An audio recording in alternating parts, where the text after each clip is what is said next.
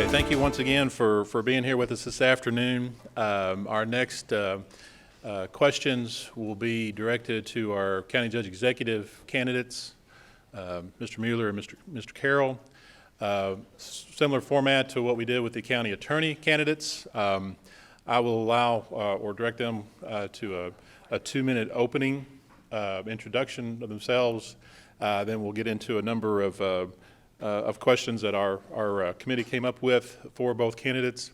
We'll go back and forth between who starts and who's second. And then after that, if we have time, we should have some time, we'll take questions from the audience, and we'll do that in a short, or probably not more than a couple that we'll have time for there. I will let you know before I ask the question how long you have to respond to that question. Some of them may be a minute, some of them may be a couple of minutes, et cetera, so that you'll know. Mr. Simpson, if you want to raise your hand, Brent, you can keep an eye on him as your timekeeper. He'll stand up as you get close to your allotted time. Obviously, you don't have to take up the whole time if you don't want to, but that's for limitations. Okay. The first thing we'll do, and I'll start with Mr. Mueller as being closest to my left here. We'll have 2 minutes for each of you. If you can give us your background and your experience, please. Mr. Mueller. First, I'd like to say thank you for everybody being here. What a crowd. I had no idea when Terry said, yeah, it was going to be a little meeting. I didn't expect all these people, but that just shows the passion in this community. I want to thank Rodney Williams and Whitaker Bank for letting us have this here. It's a great thing. So if you all don't know who I am, my name is Michael Mueller. My wife and I and family own Inside Out Design. We started our business about 15 years ago from the ground up, and now we support 14 full-time families, what we're super proud of. We do work in Central Kentucky.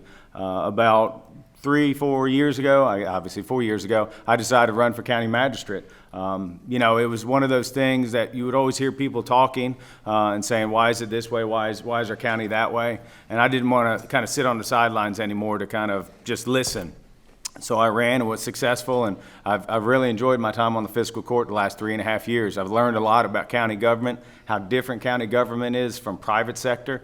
It's night and day. But I think it's exciting what Frankfort is doing right now. I really feel like we're at a pivotal point, and putting the right person in the leadership is crucial. So again, just happy to be here, and look forward to today. Thank you. Mr. Carroll. I'm going to stand up, if you don't mind. I think everybody can probably hear me. Again, my name is Ken Carroll. I am the growth candidate for Franklin County Judge Executive. I've lived in Franklin County since 1972, have 2 sons that are born here that live in the community, and 3 grandkids. And when I was first asked by others, including the State Journal, why I'm running, it's because of them and their peers and their colleagues. As it is now, our youth are leaving us. They get an education, they go off somewhere else for their career, for their quality of life, and we're losing that brain trust. We're losing that opportunity to have our families with us. Many of you do not have the opportunities and the blessings that I have to have my family here. And I want to make that a reality for all of you, but I'm going to need your help to make this happen. I've got 30 plus years of economic development experience in the public and private sectors. Things such as the Kentucky Legislative Research Commission, Cabinet for Economic Development, UK College of Engineering, Kentucky Association of Manufacturers, as well as some private sector experience in addition to CAM, such as the Advanced Manufacturing Professionals of Kentucky, which is in business to help enhance the image of the manufacturing industry and its career pathways and better connect our youth to those pathways. Manufacturing is the #1 industry in Kentucky, has a 3-to-1 spinoff. We need more of it locally to help build our community and do things like meeting our obligations of county government, as well as being able to do things like the enhancement of Lakeview Park and other types of activities. So again, thank you so much. I appreciate you and look forward to answering your questions. Thank you. We'll start the first question with Mr. Carroll. You will have up to 3 minutes, so 3 minutes, Brent, for this question to respond. The question reads, what is your economic development strategy for Franklin County to compete for jobs and population growth? Well, again, I'll build on what I said initially with 30-plus years of economic development experience as an economic development practitioner, similar to what Terry Bradshaw does. I've been in different types of roles to do that, but every one of them had a focus in economic development and primarily on talent development. And so I think the biggest challenge of our time, particularly these days, as we see all the wanted signs everywhere, is we need more talent. We need more talent for manufacturing, for healthcare, for logistics, IT, energy, all of these being growth sectors in Kentucky and could be growth sectors in Franklin County. But we have to have the talent to do it. And with my background in relationships in education and training, both the public and private sectors, plus some of the work that we've been doing now for a little over 3 years with Advanced Manufacturing Professionals of Kentucky, or just AMP, KY, if you will, is looking at and creating opportunities to enhance the manufacturing industry in Kentucky and its spin-off opportunities, if you will, those what we call service support. I know many of you know Arts Electric. Arts Electric is probably a great example, or is a great example, of a service support entity. Manufacturing is a system. It includes a lot of different types of companies and operations to work as a system. I clearly understand that. I clearly understand how to build the pipeline and working with Franklin County Schools, the Kentucky State University, to help put them on the map of being a provider of technical education and helping more of our youth be able to stay here in this community and have careers, not just jobs, but careers with lucrative pay and great benefits so they can stay closer to their families. The other thing that I bring to the table in my work with the Legislative Research Commission is a couple of things. One in particular, I did oversight work for the State Government Committee. My areas of responsibility were the Finance and Administration Cabinet, which I have a pretty clear understanding of the Model Procurement Code, as well as what was then the earliest days of economic development. I think they called it the Commerce Committee at the time. And with that, I did all that oversight for the KEDFA, Kentucky Economic Development Finance Authority. When the Economic Development Committee was formed, they did a study on helping try to enhance the economic development system in Kentucky. It's called the Economic Development Partnership Act, been in existence for 30 years, has been successful under both Republican and Democratic administrations. It's working very well. I did not have a vote because I was staff, but I helped research and develop that, and I want to help bring that knowledge and working with you to help Franklin County grow and prosper. Okay. Thank you, Mr. Mueller. I'll repeat the question, and you have 3 minutes to respond. What is your economic development strategy for Franklin County to compete for jobs and population growth? Okay, thank you. So, this is a big question. I think everything and everybody in this room thinks about economic development. That's everything that we talk about in this world, And so it's important for me, the number one thing is that we start talking as a community. I'm so tired of the city and county treating each other like they're redheaded stepchilds. We don't communicate. We don't know what each other's doing. There's no dialect. And I think right there that needs to start. I'm super happy that this group is formed. Everyone always says, we don't have a voice, we don't have a voice. Well, I think in the last year, we've heard one organization that has a loud voice that's kind of the opposite of this group. But it's time that we put each other together and sit around the table and figure it out. Because I'm tired of everybody just saying, it's going to be this way or it's going to be that way. I want a building built no matter what. I don't want any more buildings built. I think it's time that we come together, we just sit around the table, and we figure it out. So once we do that, I think we'll have a better direction of who we want to be. Obviously, we used to be a state government town. That's gone away. We need to figure out who we are and what we're going to be. Are we bourbon? Are we going to be artsy? I mean, there's so many different things, but we have the problem with land. Terry's told us that forever. We don't have enough land. We don't have flat land, things like that. So for me to look at economic development, it's not just we're going to be industry or we're going to be this, and we need to figure out our workforce first and foremost, but we need to figure out what direction we're going. We need to figure out that if we want to do sports tourism and we want to do different things like that, let's just come together, get around the table, come up with a game plan and go. I think one thing this community is lacking is leadership that says this is where we're going and let's go. And so I think we're just kind of just just hanging out here right now. And the problem with that is you have all these people throwing up, do this, do that, don't do this, don't do that. It's a little crazy right now. So I think that will help tremendously. Another thing that I would like to see is I think we need to look at an economist, somebody to come in, fresh eyes in our community. We can all sit here and say, oh, I think we should do this out 127, or we should do this here, or do this here. Do we really know? Is this what we do? I think it's time to pay some money, get somebody from another community to come in here that specializes in it and look at what we have and what we don't have, and look at it from a perspective of Central Kentucky, not just Frankfort. And I think that's where we've gone wrong for years, is just looking at Frankfort. Oh, we can't do that. We're just Frankfort. We're not big enough for that.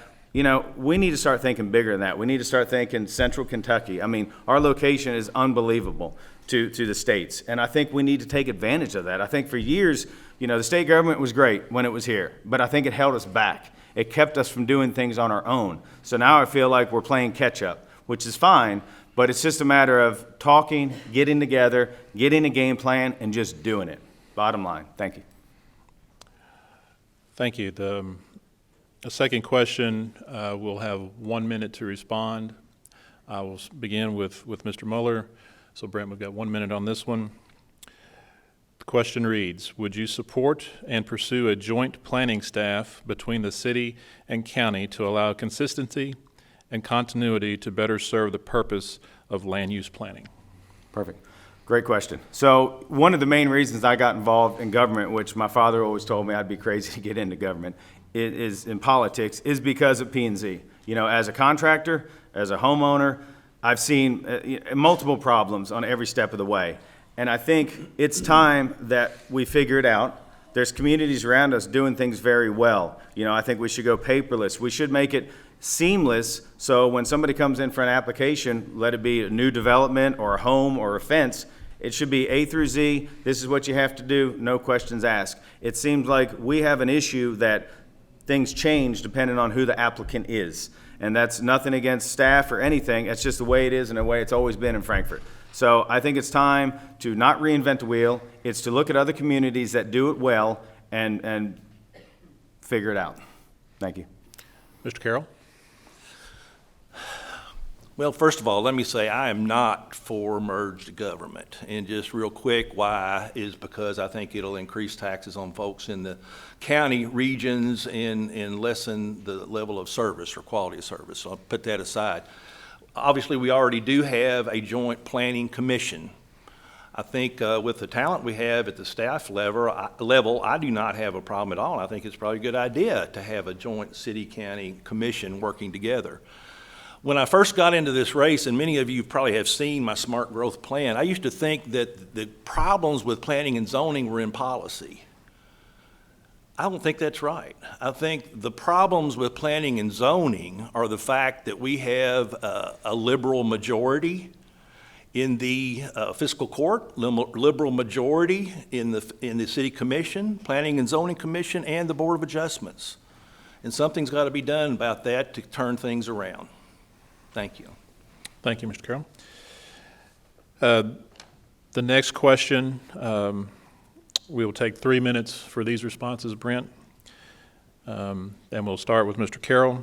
The question reads, as business leaders in Franklin County, we, meaning Development Interest Group of Frankfort, have experienced continuous roadblocks such as non-competitive tax rates, outdated planning and code processes, and excessive redevelopment regulations in pursuit of business development and capital investment. How will you promote change that will make us a more business-friendly community? 3 minutes. Thank you very much.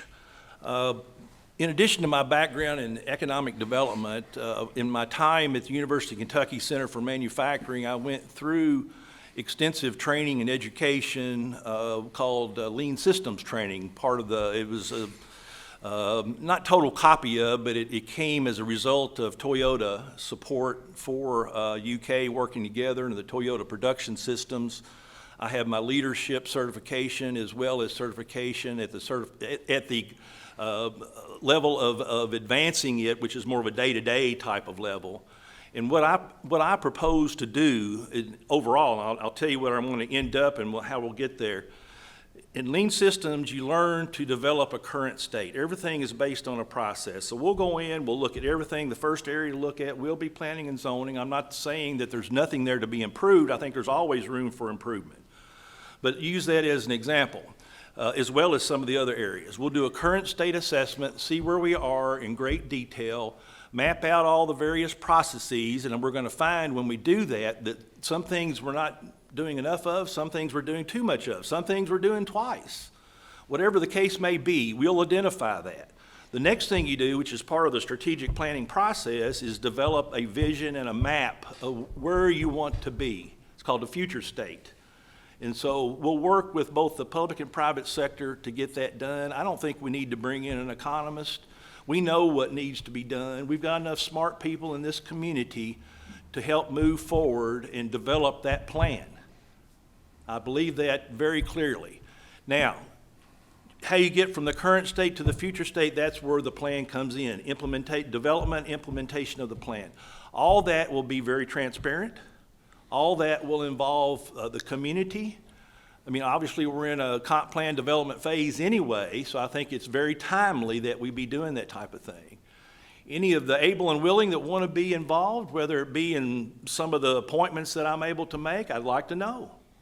We're looking for pro-growth individuals that will, and not mega growth, but pro-growth, smart growth, to help move us forward.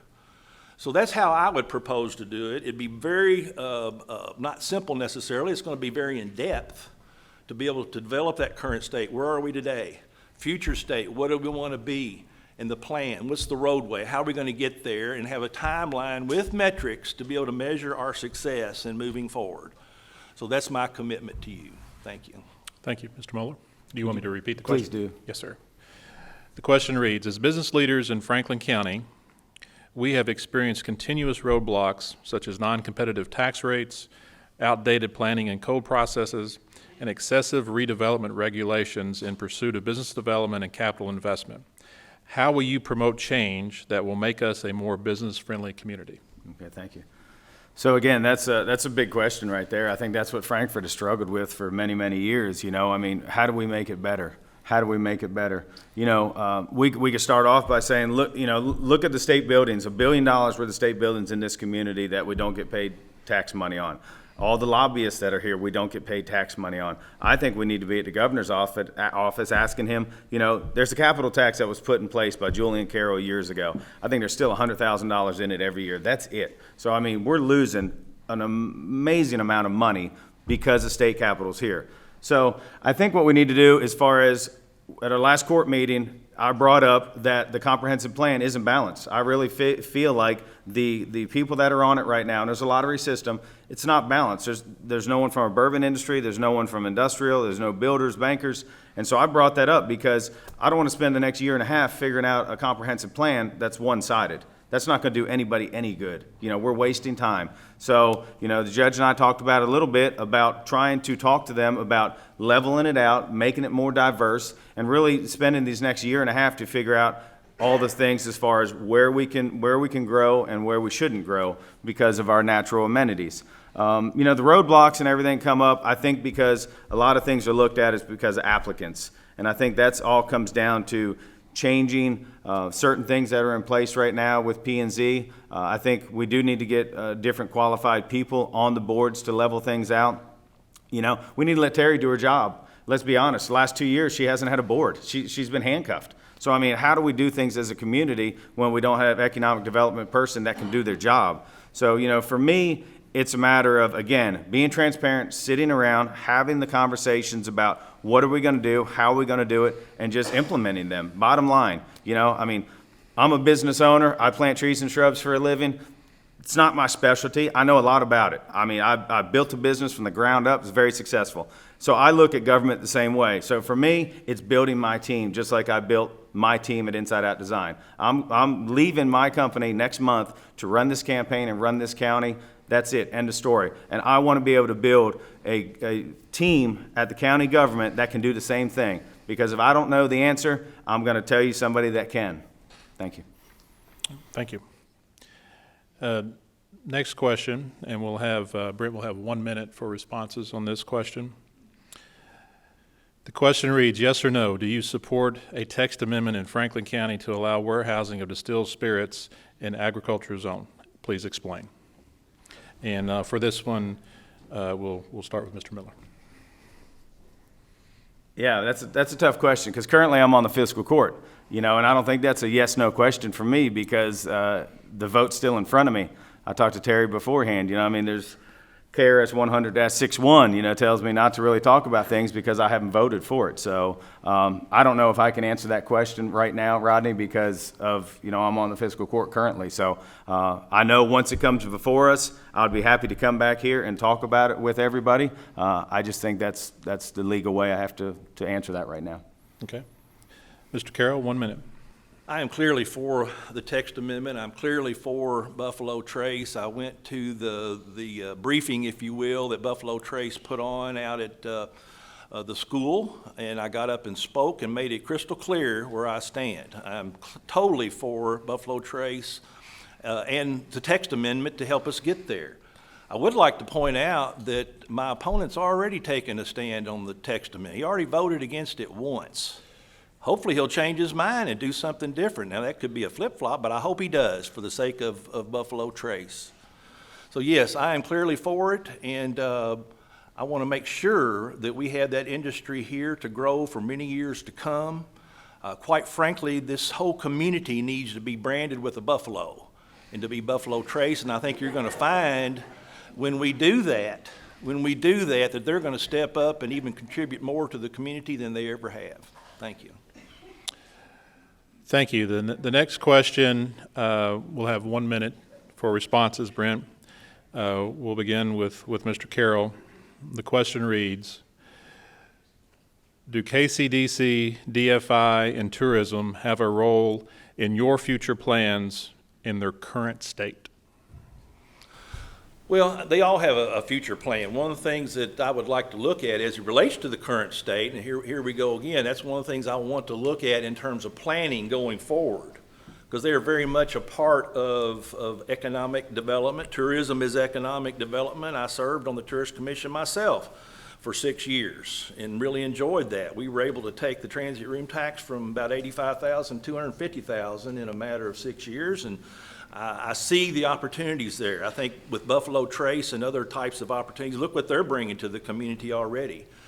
But with that said, I do think, while I'm not for merged government, I do think there is some opportunity to look at those entities and similar types of activities to make sure we're not duplicating effort. And if it makes sense, after we do some in-depth thinking and engaging of the public and private sectors here, that we might want to consider putting those together. I'm not saying I'd do it right now. I'd have to have more information, but yes, it should be considered. Thank you. Mr. Mueller, 1 minute. Would you mind repeating it, just to make sure? Yes, sir. Do KCDC, DFI, and tourism have a role in your future plans in their current state? Thank you. So my answer is yes. I'll start with KCDC. I think Terry does a good job. Like I said, it's time to let her do what she needs to do. I do think one of the problems, and this is not against anybody on the board, I think one of the problems with KCDC right now is it's all politically appointed. I don't think that's right. I think the board should consist of people like the plant board, electric companies, water, industry, people that have incentives to bring business here.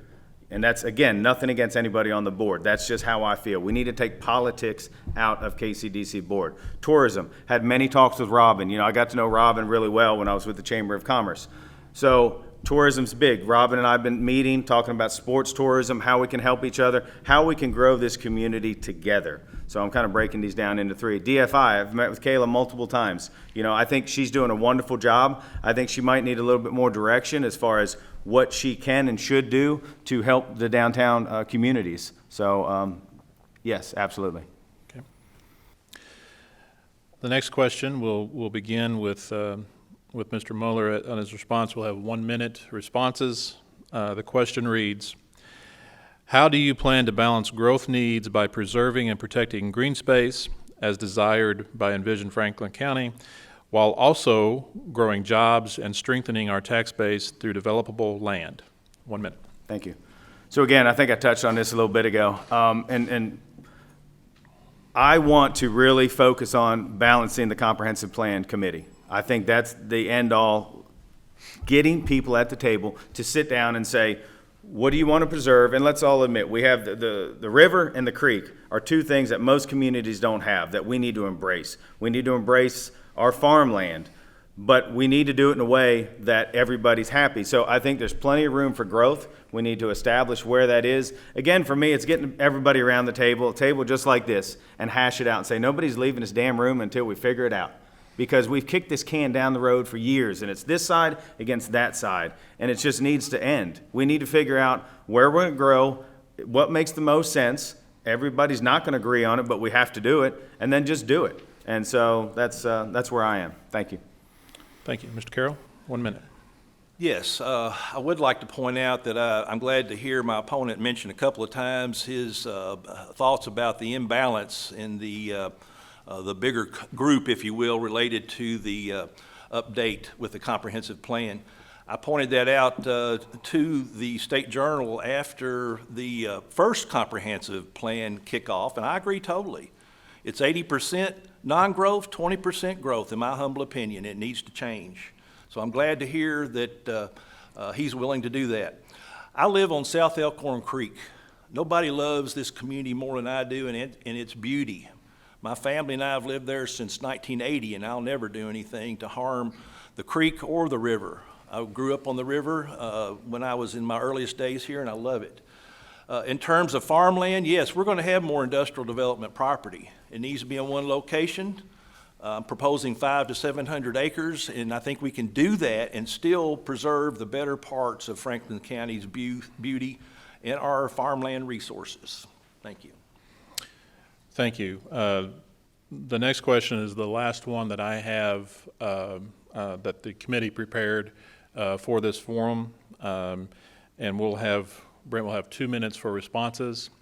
It is right now 1:20, so if you, as a member of DIG, would like to ask a question for the candidates, I need you to be preparing, and then as soon as we're done with this question, raise your hand. If you'd like to ask a question, I'll recognize you and you can come up to the microphone to pose your question. I'll remind you to pose your question to both candidates. Okay, next question, and we'll begin with Mr. Carroll as a response. Brent, we have 2-minute responses on this one, so 2 minutes. The question reads, are you willing to make changes to board appointments to improve the business climate in Franklin County, such as planning and zoning, KCDC, etc.? And how do you plan to go about identifying and pursuing individuals to fill these important roles? And I would like for you, within your responses, to also include your plans or thoughts on how to balance those appointments between private sector individuals as well as public sector individuals. Well, number one, as I mentioned a while ago, I want all the willing and able to step up and help this community. You know, I could be the best and brightest that ever showed up here, and I don't claim to be. I don't claim to be a magician or to have a magic wand, but I do need your help. I do know how to lead. I do know how to collaborate. That is my personal brand. You ask anybody in economic development for the last 30 plus years, and they will tell you that I know how to collaborate with the parties, with the communities, with the factions, whatever needs to be done. And going in, I'm going to have a tough court. I'm going to have a tough, if you will, count on the city commission as well. But we're going to deal with it. We're going to collaborate. We're going to do what's best for this community. And I'll do whatever we need to find the best and brightest. Now, with that said, if the law allows me, I think I have 5 appointments to the planning and zoning. There's only one that I'd like to keep right now. I'd probably dismiss the other 4, if you will, and start over there. In terms of KCDC, you know, I was around even with its predecessor here in the community. I think I was in tourism when its predecessor came to fruition with Darrell Gillum. God bless his soul, he's a great man.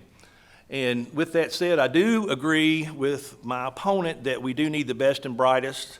In terms of membership on KCDC that can help move us forward, I do disagree, though, that they should not be politically appointed.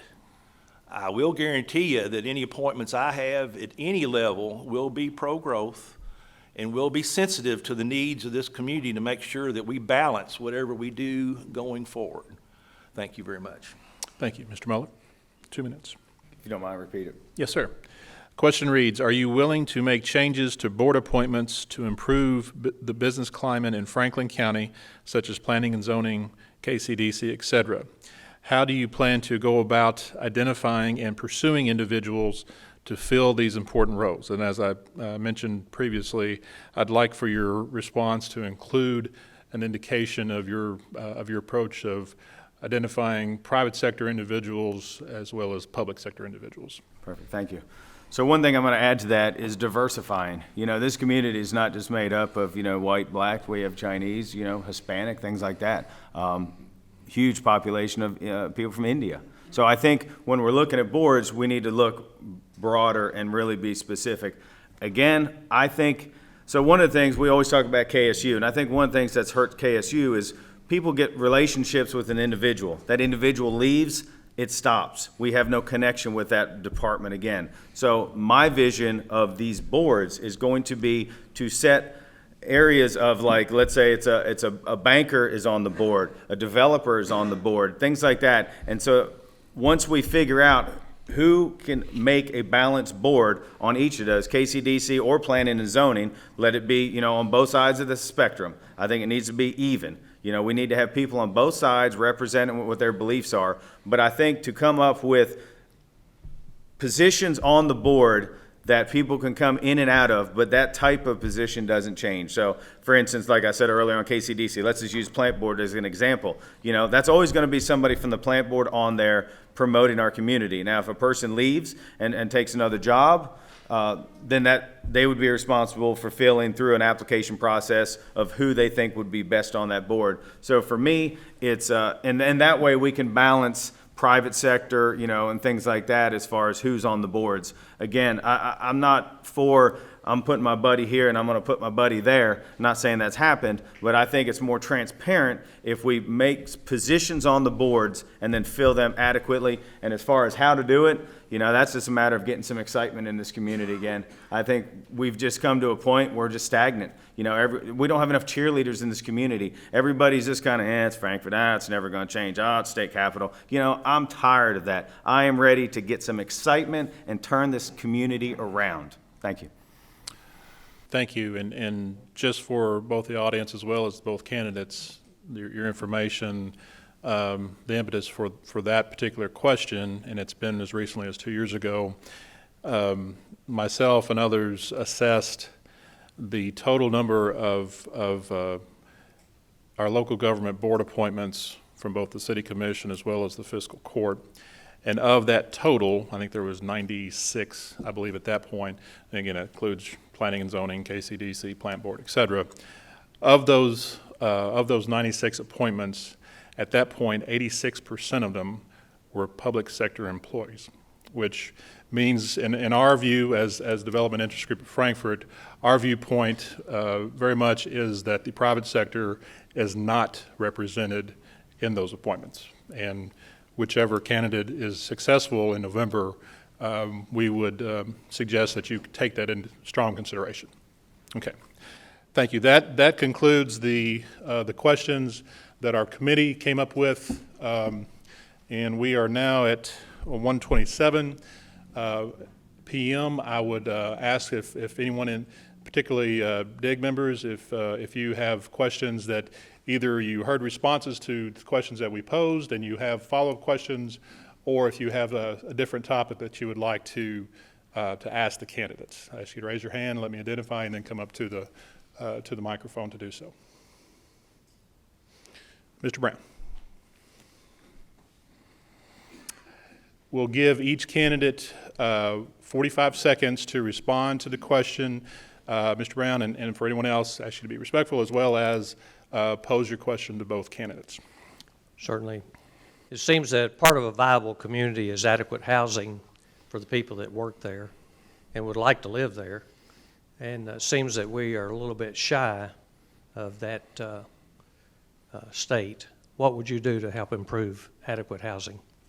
What we'll do is we'll begin with Mr. Mueller to respond. 45 seconds. For the question, Mr. Brown. You know, that's an interesting thing, and I believe that's come up in our fiscal court meeting. We had talked about maybe even adding that onto the comprehensive plan as far as helping identify the needs not just for today, but of tomorrow, you know, because everybody thinks it might be a certain style house or size or price range, but that's not true when you really look at statistics, because we have an aging population and where are they going next, things like that. So for me, that's not my specialty. I would ask somebody to kind of help input on that, but I think that needs to be taken into consideration when we're doing the comprehensive plan, so we can identify areas that need to be built for a certain type of housing. I don't know what those are, but I think that's a very important topic. Thank you for the question.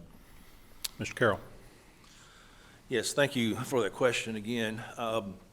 Housing has to be part of the equation for us to be innovative. Our partnering, or if you will, neighboring community to the west, Shelby County, is already doing that. They are booming there. I think last I heard their growth rate's about 27%. Now, obviously, they're an anomaly in terms of where we are and where we may go in terms of what they've done or Scott County's done, but I do know this. They are starting to work with builders, developers to build a ability to develop housing that could then be part of the equation to attract talent and keep talent and working for certain companies and having as part of their package a place to live. Okay, thank you. Anyone else have questions to pose to our candidates? Ms. Palumbo, if you want to come to the microphone. And again, each candidate will have 45 seconds to respond, and as soon as Ms. Palumbo poses the question, we'll begin with Mr. Carroll. Okay. Several years ago, the fiscal court voted to reduce KCDC's budget significantly. There was a group of us who got together, put together a newspaper ad in vehement opposition. Fiscal court again would not give Terry Bradshaw at KCDC the budget that she needed. She doesn't even have enough money in the budget to market our community. So my question is, if you're put in the position of judge, are you going to vote to give KCDC the money that they need to do their job properly, and if in fact you are for pro-growth? Mr. Carroll. The answer is yes, and I've made that clear in discussions with various members of this group. I've made that clear in postings in terms of comments made related to articles in the State Journal that Terry has not, and her board have not been given the resources they were promised. In terms of resources for monies to do marketing and to have operations at an adequate level, to do things like even purchasing land for development. We're out of industrial property except for Duncan Road. So definitely, yes, I'm for it, have been, and will be. Thank you. Mr. Mueller. It's a good question. You know, that's and an interesting question. You know, like I said before, because of a lack of city appointment, the KCDC board was kind of handcuffed. So I believe, and I can only speak for myself on a fiscal court, it's hard to fully fund something that really legally our attorney said shouldn't even be meeting. So that's kind of where I am on it. I have every intention. I want to give KCDC more money, but I do think, and again, nothing against the board, if and when I win judge executive, I want to restructure the board in a way that everybody agrees with, that's best for our community, let it be developers, bourbon industry, things like that. Once that is done, I think we will have a path to direction, and we're going to head in the right way. So answer is yes. Okay. Does anyone else have any questions of the candidate? We have time for one more. Mr. Terrell, if you want to come to the microphone, state your question, pose it to both candidates. Again, both candidates will have 45 seconds to respond. We'll begin with Mr. Mueller as soon as Steve poses his question. He's written down. Hi, my name's Steve Terrell. As an existing public servant, tell us what you have voted on in the past that shows pro-growth voting record. Mr. Mueller.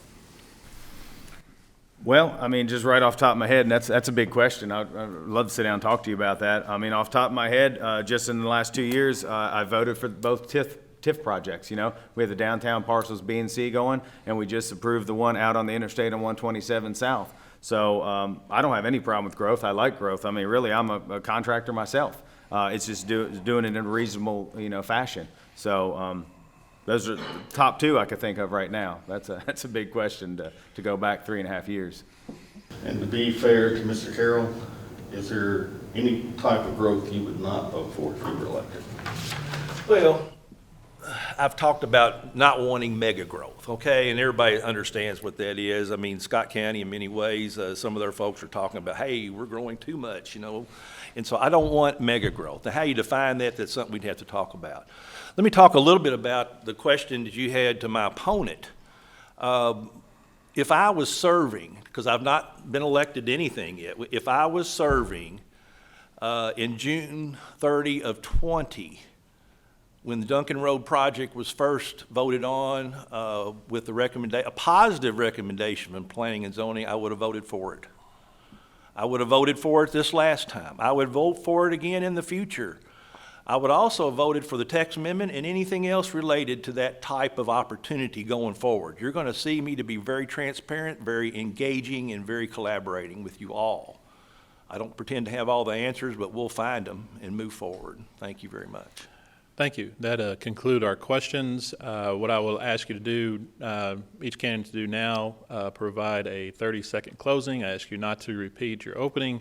I ask you not to introduce new topics or items that has not been either mentioned or questioned during this process. And we'll begin with Mr. Carroll. You have 30 seconds. Okay, I'm going to stand up again. I need to anyway, stretch my legs.